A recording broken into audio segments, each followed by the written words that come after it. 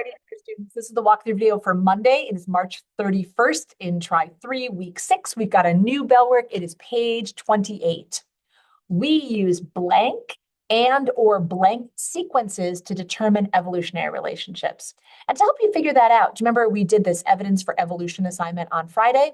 And we talked together about this type of code. You might need to zoom in, and also this type of code, right? That DNA code helps us make amino acids, which make a protein sequence, right? So I think here the answer that I'm looking for is DNA and or protein sequences, the sequences of amino acids and the sequence of nucleotides in DNA to determine evolutionary relationships. All right, today we're going to think about how the environment can change populations through natural selection. We're starting this. I already know that I looked at grades on Tuesday and got really worried for y'all. So Tuesday was just a work day. You are going to get time to finish this assignment on Friday of this week. So if you don't finish, we have about half the room finished. That's great. If you haven't finished yet, don't worry. So I'm looking at the time. So many things to try to do. We put new seats in. We did a quick March Madness update, and then we looked at natural selection numbers, rainfall, and bird beaks gizmos. So here's our table of contents page. We have 2 new entries in our table of contents. Because I'm recording this late, my apologies. I'm going to show them to you in blue. They look a little like this. Too big.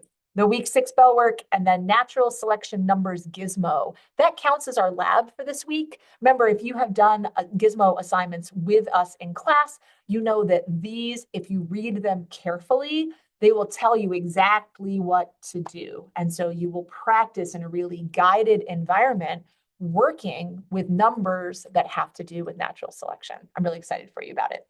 It is March Madness time.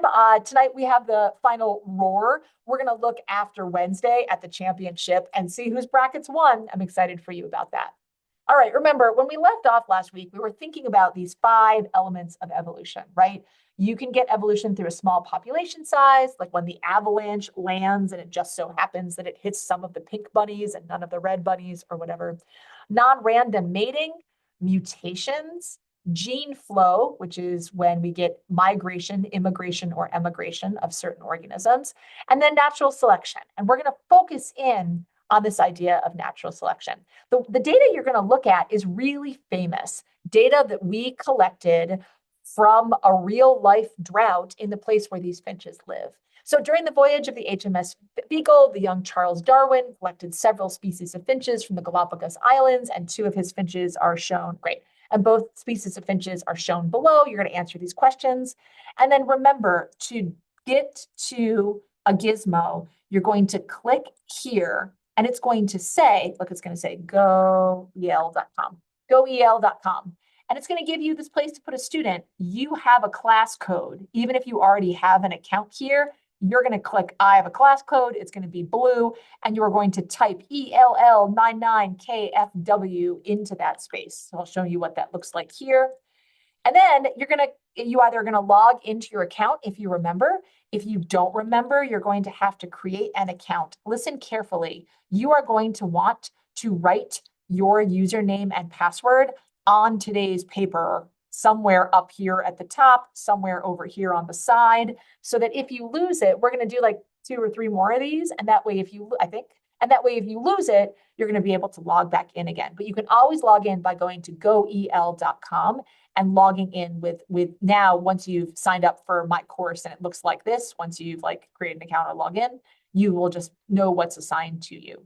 Again, today's assignment is designed to walk you through this story. You'll find the average beak depth, how deep the beak is, how tall the beak is always on the picture that you're going to be using.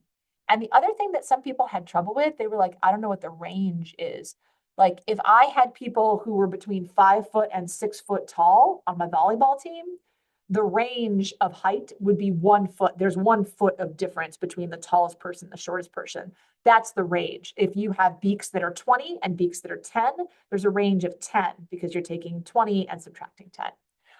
This assignment, many people are going to finish. Some people are going to need more than a day. you get a work day on Friday, a partial work day. This is not part of the assignment set that is due at the end of the week. That's for assignments 1 through 5, weeks 1 through 5 assignments, as you'll remember. All right, cool down. What is natural selection?